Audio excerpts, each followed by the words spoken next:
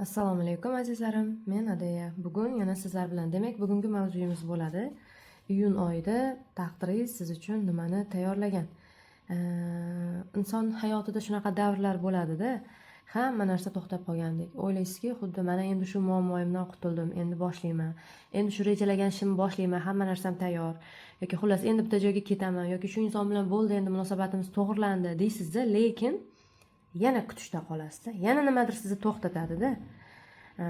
Pullar kutasiz, lekin kutilmagan xarajatlar chiqadi. Baxt kutasiz, lekin ichkaridan to'lmaydi, ya'ni ichingiz ko'nglingiz bo'shliq bo'ladi. Bularning hech biri bekorga bo'lmaydi. Insonning hayotidagi ko'p voqealar uni ichki holati bilan bog'liq bo'ladi. Ya'ni ba'zan biz chindan sevilishni xohlaymiz, lekin ichimizda xafagarchilik bo'ladi. Aynan o'sha narsa sevgini yaqinlashtirmaydi. Ba'zan biz ko'p pullarni, boylikni xohlaymiz, lekin ichkaridan o'sha ko'p pullarga, boylikka qo'rquvlarimiz bo'ladi, ishonchsizlik bo'ladi. O'sha narsalar qulog'imni to'sadi. Hatto ayrim ayollar yillar davomida takrorlanadigan bir xil munosabatlardagi muammolarga duch kelishadi. Yolg'izlik yoki ayollik bilan bog'liq kasalliklar, hammasi o'sha ichki og'riqlar, kechirilmagan kimdirdan ranjishlar va o'zini qadrlamaslik bilan bog'liq bo'lgan muammolari va o'sha hissiyotlari bilan bog'liq bo'ladi. Shuning uchun ham bugungi mavzuyimizni iyun oyi uchun tanladim. Bugun iyun oyida sizni qanaqa o'zgarishlar kutayotganini, taqdir siz uchun qanday bir eshiklarni ochishni tayyorlayotganini, sevgi hayotida qanaqa voqealar bo'lishini, pul va ishlarda qaysi tomonga burilish bo'lishini va qaysi ichkaridagi blokingiz sizni ushlab turganini va eng muhimi taqdir sizga yuborayotgan signal, asosiy signal nima? Shuni ko'rib chiqamiz. Ya'ni ko'proq bitta iyun oyi uchun ko'proq savol ko'rib chiqamiz.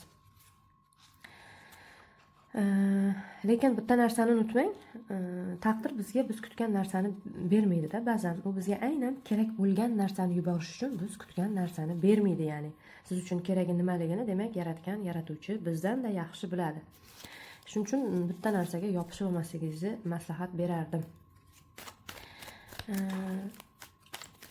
Ehtimol bugungi ochirim orasida aynan siz kutayotgan javoblar yashirindir, ular yuzaga chiqar yoki siz uchun bir yangilik bo'lar. Bilasiz, taro va psixologiya va gipnoz kurslarimga start berganman. Bu kurslarda nafaqat kartalarni o'qishni o'rganasiz, balki insonni psixologiyasini tushunishni, ong bilan ishlashni va o'zingizdagi ichki bloklarni aniqlashni ham o'rganasiz. Agar qalbingizdan o'sha narsani o'rganishga ozgina qiziqish paydo bo'lgan bo'lsa, lichkamga yozsangiz, kurslar boshlangan, qo'shilib olasiz. Demak, iyun oyida nimalar beradi taqdir sizga? Bugungi mavzuyimiz shu va savol. Birinchi savol, iyun oyida sizni taqdiringizda eng katta o'zgarish nima bo'ladi? Bu ochirimni erkak va ayol hamma uchun niyat qilib ko'raveradi. Qachon qaysi payt oldingizdan chiqsa, siz uchun shu eng to'g'ri. Birinchi karta, chiroyli karta tushdi. Eng katta o'zgarish iyun oyida hayotingizda nima bo'ladi desak, sevgi kartasi tushdi. Ikkinchi, taqdir siz uchun qanaqa yangilik tayyorladi iyun oyida? Uchinchi, sevgi hayotingizda qanaqa voqealar kutyapti?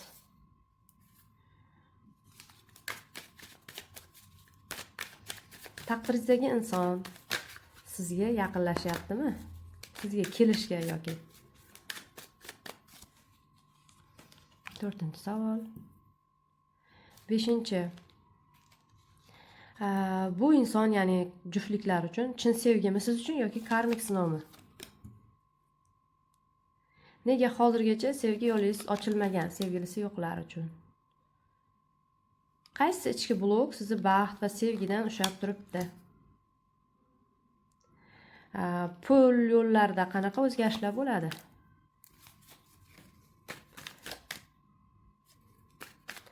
Qanaqa imkoniyatni qo'ldan boy bermasligingiz kerak iyun oyida?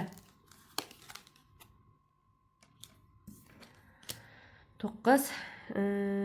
Va iyun oyini eng muhim ogohlantirishi nima?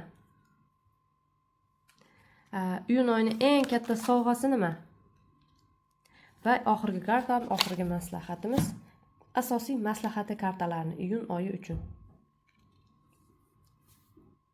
Demak, boshlaymiz. Birinchi karta, birinchi savol. Iyun oyida Hayotimda eng katta o'zgarish nima bo'ladi desak, sevgi kartasi tushdi, chiroyli karta tushdi, lekin bu oyni energiyasi, ya'ni sizda tanlov bo'lar ekan. Yuragingiz bilan bog'liq masalalarda tanlov bo'ladi. Hayotingizda muhim bir qaror paydo bo'lishi mumkin. Sevgida, munosabatda yoki qalbingizga bir yaqin mavzu sizni hayot markazingizga chiqadi.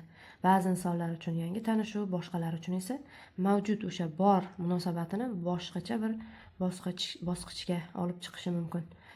Bu karta faqat sevgi emas, qalb, aql o'rtasidagi tanlovni ham bildiradi. Maslahatimiz, qarorlaringizni qo'rquv bilan emas, qalbingiz bilan qabul qiling, deyapti kartalar. Taqdir siz uchun qanaqa yangilik tayyorlagan desak, ikkita karta birdaniga tushdi. 7 qilichcha 8 kosa kartasi tushdi-da. Juda ham chuqur kombinatsiya bu. Taqdir sizni aldov yoki noaniqlik yoki sizga foyda bermayotgan vaziyatdan uzoqlashtirmoqchi. Kimdir niqob bilan yurgan bo'lsa, haqiqatlari ochilishi mumkin. Ya'ni niqob bilan ish bitirishga harakat qilayotgan bo'lsa yoki o'ziga to'g'ri bo'lmagan, o'zgalarga ham to'g'ri bo'lmagan qandaydir bir ishlarga bosh suqib qo'ygan bo'lsa, haqiqatlar yuzaga chiqadi, deyapti. 8 kosa esa og'riq, bir inson eski inson yoki eski bog'liqlikdan chiqib ketish energiyasini ko'rsatadi. Ya'ni bu ketish o'sha sizni qalbingizni og'ritgan insondan va nihoyat ketishingiz mumkin degani. Va nihoyat uni tushunib yetasiz, qanaqaligini, asl yuzini, ikkiyuzlamachiligini ko'rasiz, siz uni tark etasiz, hech o'zingizni qiynamagan holatda. Undan chiqib ketasiz, shunaqa energiya bu. Ba'zan taqdirning sovg'asi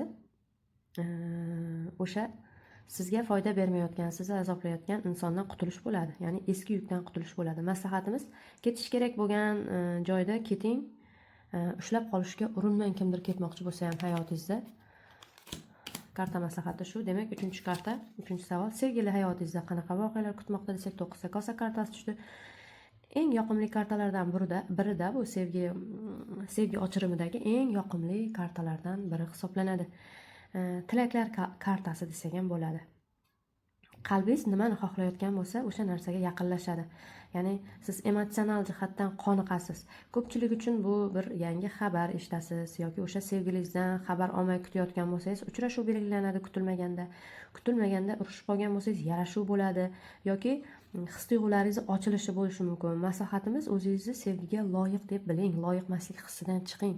Siz hamma narsaga loyiqsiz. Siz yer yuzidagi yagona mukammal va betakror Allohimni yaratgan bir mo'jizasiz. Ya'ni siz hamma narsaga loyiqsiz. Sevgiga, mehrga, muhabbatga, chiroyli hayotga, hamma narsaga o'zingizni loyiq deb ko'ring. Ana o'shanda hamma narsa sizga keladi. Demak, taqdiringizdagi inson sizga yaqinlashadimi desak, Page of Swords kartasi tushdi.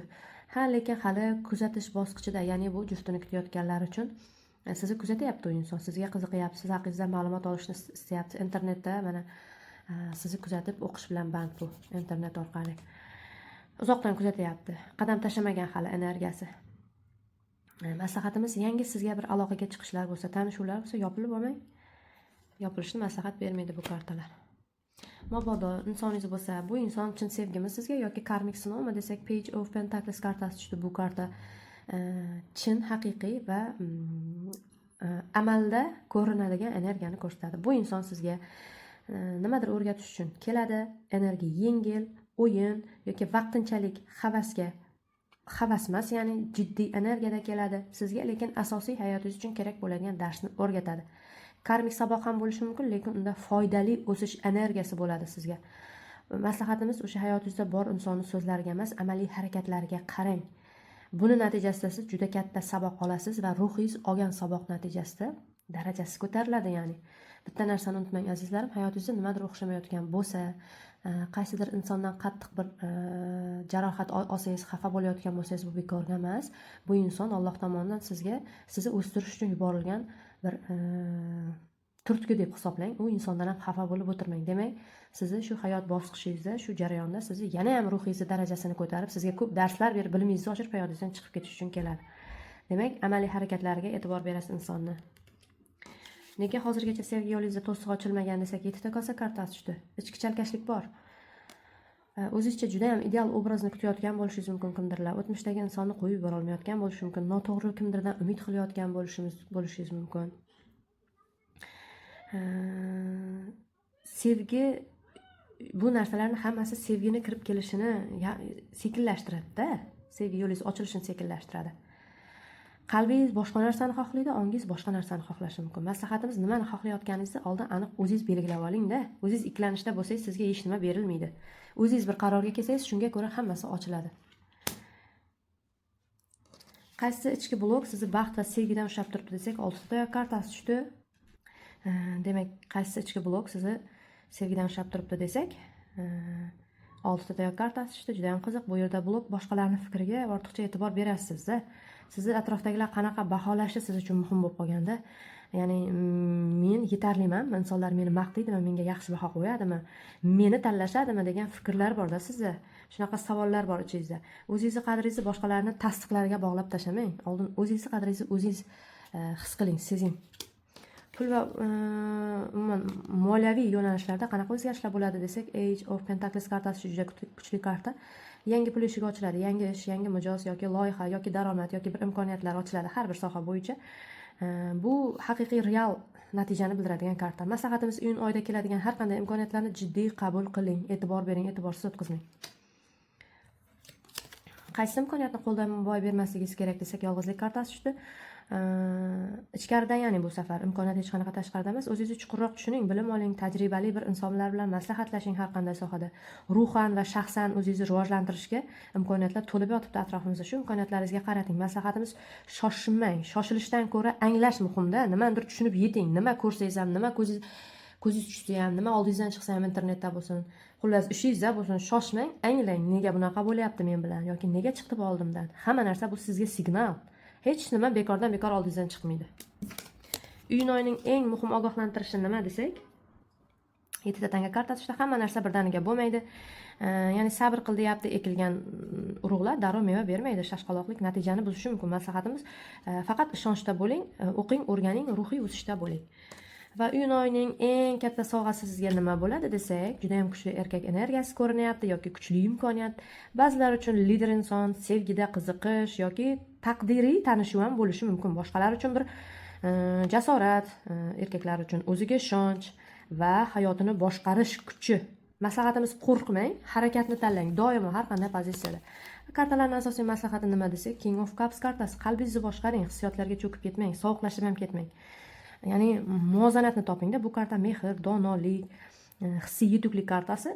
Shu joyda bitta duo aytaman. Qalbimdagi qo'rquvlar ketib, sevgi, baraka, xotirjamlik hayotimga oqib kirsin. Menga tegishli bo'lgan barcha yaxshiliklar oson va xayrli yo'l bilan kelsin, Allohim deb duo qilsangiz bo'ladi. Demak, umumiy xulosa: taqdiriy tanlov, sevgi energiyasi, eski yuklardan chiqish, tilaklaringiz amalga oshishi, kuzatayotgan inson bor hayotingizda yoki jiddiy foydali tanishuvlar bo'ladi, ichki chalkashliklarni tozalashingiz kerak bo'lyapti. Yangi pul energiyasi, yangi pul eshigi ochiladi siz uchun. Sabr sinovi ham bo'ladi, ozgina sabr qilasiz va atrof diqqat bilan kuzatasiz. Siz uchun iyun oyida kuchli sovg'a va imkoniyatlar eshiklari ochiq, bor, ko'rib bilsangiz bo'ldi. Va sizni hissan va energetik jihatdan yetuklikka chaqiriq oyi deb hisoblasangiz ham bo'ladi. Agar yoqqan bo'lsa, fikrlaringizni kommentda kutaman.